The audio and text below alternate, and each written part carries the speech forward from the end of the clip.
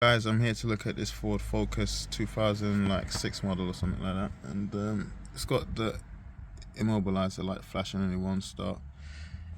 It's got a common problem with the Speedo, and you don't often get to see it happen. It's sometimes so intermittent, but this is what it's going to look like. What I plan to do is send the Speedo up for a repair, and I believe that will eliminate the faults. I've got my computer here that I'm going to run through and see if there's any fault codes relating to this. This is the fault code that we've got here in the Immobiliser control module. So B1681, B2103.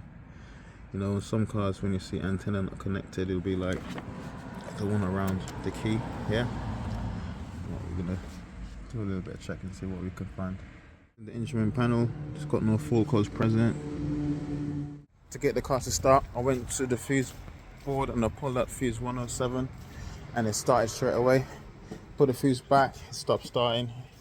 Pull the fuse out again, it started straight away. And that's the instrument panel fuse. So basically, take this one off and send it off for repair. Alright.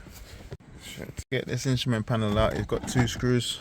I think it's 220s down there. And then you got to use like a lever at the top to get this little thing and these two basically to get past to pull out. Alright.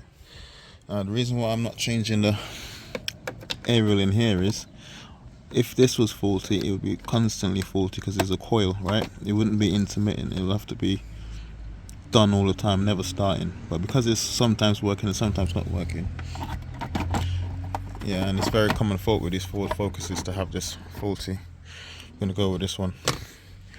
Hopefully this video helps if I come back to fit the new one, which probably will. We'll see what's going on.